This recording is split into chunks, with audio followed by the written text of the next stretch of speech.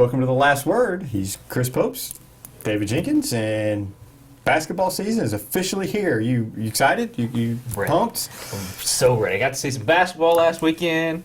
It's just it's time for basketball. It's time for basketball. I saw basketball last weekend. I saw basketball the other night. The Sikeston Fieldhouse game, which was an exciting game. It's been a great start to the season so far.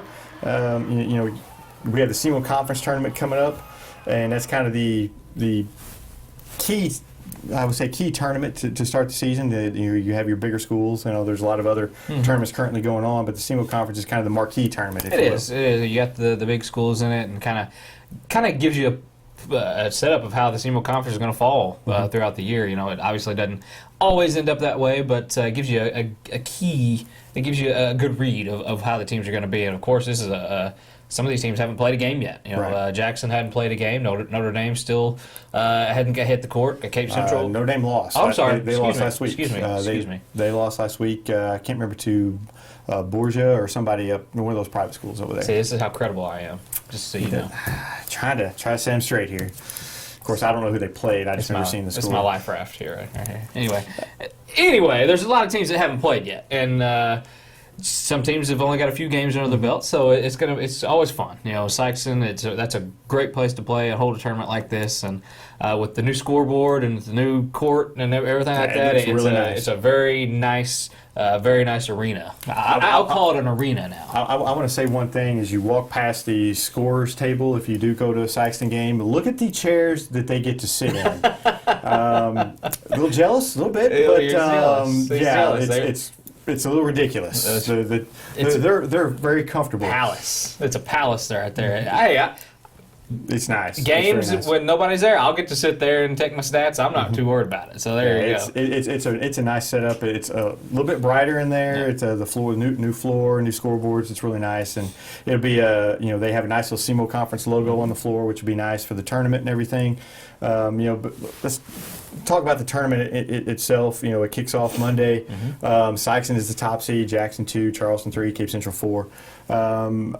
Who's your favorite? You remember last year when New Madrid came in and won that thing? I believe they were the 5th seed. I believe so.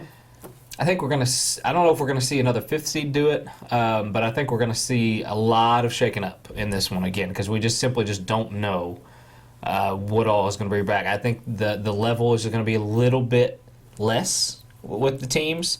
But as far as obviously my favorite is Sikeston going in. I think they have the most. I think they have the deepest roster of all the teams that's in it. New Madrid really impressed me with the way they played at the Riverbend. I like them as kind of a dark horse again. Of course, I say again, nobody really predicted last year them winning it, but I'm kind of seeing maybe just a lot of upsets. I think this year, and not just monumental. I don't think Sikeston loses that first game, but I think it's just one of those years again. I'm not seeing as many upsets this year. I think Sikeston and Jackson will meet in the finals. They're 1 and 2. I think they meet in the finals. I think New Madrid has a chance to upset Charleston. I'm not impressed with Charleston yet. I don't think they're playing very well. That will change over the course of the season, but right now they're just not off to a good start. I saw them at the Riverbend and they didn't look very good at all. New Madrid's not looking too bad. New Madrid's a little bit better than I thought they were going to be. They have some weapons in Chris Farr, Javarcus Word, and they're not bad. Palmer Campbell's really kind of impressed me a little bit. He came up from the JV this year. They struggled with East Prairie last night, but East Prairie's a much improved team. So I think that's going to be a tough game, and I think Cape Central Poplar Bluff, that 4-5 game. Cape Central, they played the other night and lost to Jennings, but Poplar Bluff, who knows? They've got the freshmen that a lot of people are talking about, but they played DeSoto in their first game. You can't judge anything by playing cupcake, DeSoto. But we'll find out. That could be a tough game. I think those are the two games that we may see an upset. I don't want to put too much on a freshman, but from what you hear about the Mercedes Leach over there at Poplar Bluff is he's a very good player. I saw some video on him.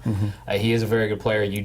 That's not always good when your best players are freshmen, and right. Obviously for the future that bodes well. And Sikeston, it boded well for them last year, but that's not always the case. And I like Poplar Bluff. Poplar Bluff seems to be always kind of dangerous in these situations because you just don't know what they bring. Right. You don't hear much about them. I do know that they have Tristan Francisco, who was a decent player for Yes. him last year. He'll have a bigger role this year. And they're going to have some pieces around him. But, like you said, when you kind of depend on a freshman, they do remind me a lot of Sikeston last year when, you kind of had some pieces there, but your main cog was a freshman. It's kind of going to be similar for Poplar Bluff this year. I expect Poplar Bluff to be good. Cape Central is just going to be, with football, they're just going to be behind. They're going to be, it's the same thing they were last year. They were a little bit behind. But, you look at Cape Central with Al Young and Quaychon Chisholm, they're going to have, they're going to be there in the end. They're going to be athletic It this doesn't year. take much to run. You're not behind when it comes to that getting up and down the court. Right, and as Sikeston proved against Blytheville, that's going to be a problem for them. Sikeston just did not get back on defense consistently, and that was a big issue, kept Blytheville in the game. Blytheville, if anybody didn't see it, Blytheville is a much improved team. They brought their old coach back, David Hickson, and they have another coach, Bill Tyre, used to be at Haytie, who's been an assistant down there for a long time. They've kind of taken over that program again, and you can as soon as they hit the floor, you can tell it. The discipline's there. They're a good basketball team. So that was a good game for Sikeston to get started off with. And Jackson, they haven't played, so we don't know anything about Jackson. But I think Jackson will be one of the top teams in the conference. I think they meet up with Sikeston in the championship. Sikeston's my pick. Who you got? I'll take Sikeston just because I haven't seen Jackson. But of these other teams I've seen, Sikeston is the best that I've seen so far. But who knows what Jackson has? But I'll take Sikeston if there's going to now this time next week. After I've seen Jackson play a game, I have the right to amend that between the two teams. Well, I'm going to say I have the right to amend it as well. The teams I have saw. Whatever. All right. we have other tournaments going on though Yes. too. We have the Orient tournament, the semifinals there. No, it's not the Orient tournament. Orient Invitational. Orient Invitational tournament. Yeah. It's the OIT, baby. The OIT. Hashtag OIT. Whatever. Hashtag OIT. It's the Orient Invitational tournament. Thank you. The Scott County Central Invitational, as I like to call it. Scott Central. It has been, yes. Scott Central is taking on Orient in the semifinals. Although, Let's back up just a second. I'm gonna use the word snuck. They snuck past Chaffee under 20. Now you see that score and you're a little okay. Now what's going on? I saw that score and was like, "What in the world? What's going on?" But Jeffrey Porter did not play. Right, he was injured in the Riverbend. He still played though, which kind of he finished the game. Yeah, he finished the game. He was kind of hobbling a little bit. You couldn't really tell that he was hurt. After the game, he was hobbling pretty good, and I guess sometimes on those ankles and things, I believe it was an ankle. Sometimes those things get a little sore as the days go on. They didn't play against Chaffee, and they kind of struggled a little bit. They're going to need him against Orient. Yes. If they want to win this tournament, he's going to have to be on the floor. Because Malden is they're very deep from what I saw, and they had I think Richland the first game, but you can't really tell much about that as well. But from what they had last year and what they bring this year, they seem to be a deep team. They got some size, they got some speed. They're going to be fine in that. Right, and Malden takes on Advance in a semifinal, and there may be a lot of points put because Advance really doesn't guard anybody. No, they like to score. 91 points their first game. Yeah, Advance likes to score, but they don't like to guard much. So that could be a 110, 105 game. I think Malden wins that. I think Malden. I don't even if Scott Central's healthy. I think Malden may win this tournament. Malden in the upset. I'm going to take Malden in the upset.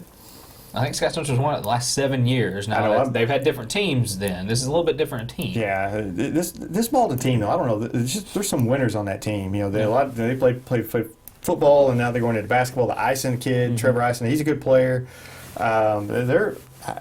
Malden's tough. I don't know. And if Porter plays, you can't imagine he's going to be 100%. Well, last year, if anybody remembers last year, Scott Central only beat them 71-67 in that final. That's the same team, basically the same team. Well, Scott Central's a little bit different team from last year, but you gotta like Malden in this. I think they're kind of primed to take that away from them, but I'm gonna stick with the champ. I'm gonna stick with the champ. You want to keep your diploma, so you're gonna have to go with Scott Central. No. That's not the case at all. If they sucked, I wouldn't. If they sucked, I wouldn't take them. But I'm just saying, you got to have Jeffrey Porter on the floor for one. That's the key. Right. If he's not on the floor, it's Malden Advance. Malden Orient. I think they lose to Orient, but the champ. They've owned this tournament forever, and until somebody beats them, I can't really say any different. I remember when Dexter owned the Bloomfield Christmas tournament. It That happened. came to a crashing I'm halt. not saying it's not going to happen because it very well could this year, but I think. I haven't seen the teams. I'm just going by what I saw in box scores and stuff like that, which take that what it, for Well, what it is. we'll go now to the Woodland Invitational Tournament. Oh, the yes. WIT. Let's go to the WIT. Let's talk about the WIT Yes. some.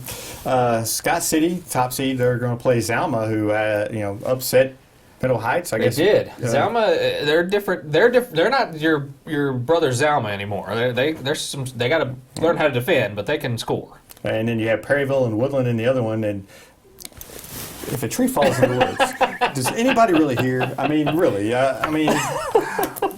Okay. Woodland's got a couple of big kids. Woodland's got a couple of big kids. They're not bad. It's a great show. I love it. That's awesome. I love it. If a tree falls in the woods, yeah. It is what it is. It really is. Scott City. They're definitely the favorite. I started to say Scott City should win this.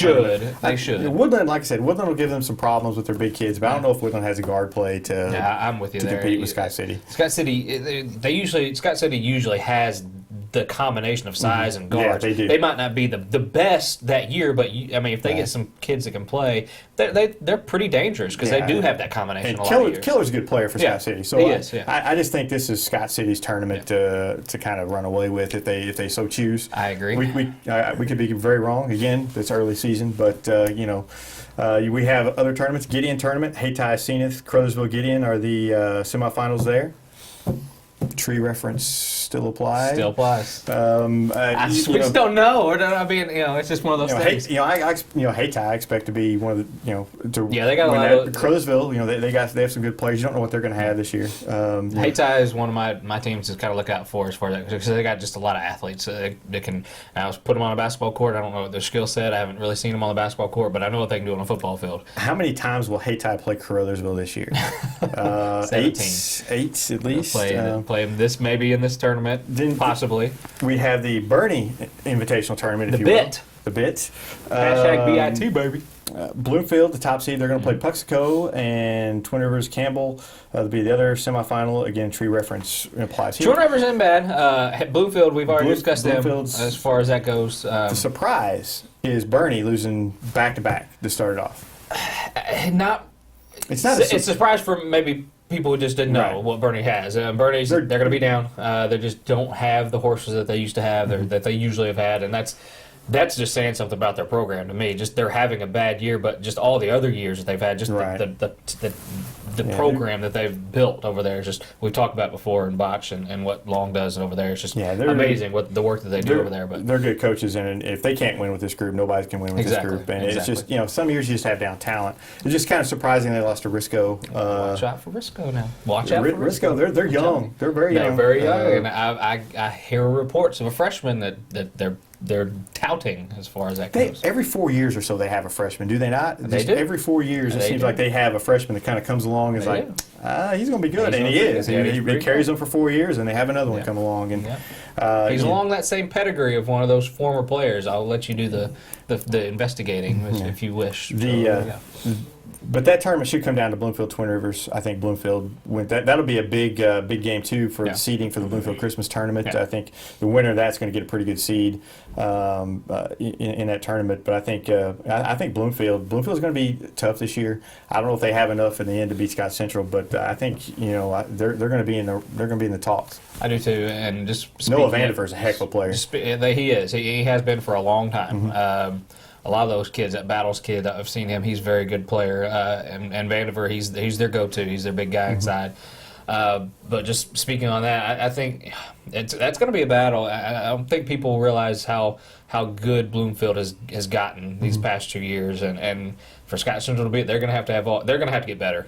From what I've saw, I know they blasted Delta and they lost 2 in the River Bend, but they're going to have to get better to win this district. They really will. That's my call to Jesus, right? That's the come to Jesus meeting, right here.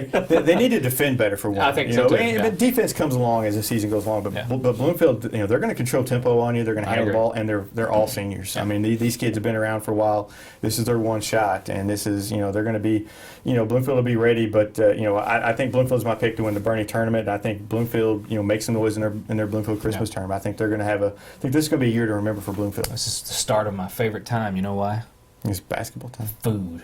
Oh yeah, hospitality room. Hospitality You can't go room's wrong with the Riverbend hospitality room. Thank That's you, amazing. everybody over there. who's involved in any kind of hospitality room. My wife loves you because you feed me, and that's just, and it takes, I mean, just look. I like to eat. That's all I'm saying. On that note, we will see you next week, or come say hi to us at the hospitality room, obviously. So Eat 'em up. That's right. We'll see you next week on The Last Word.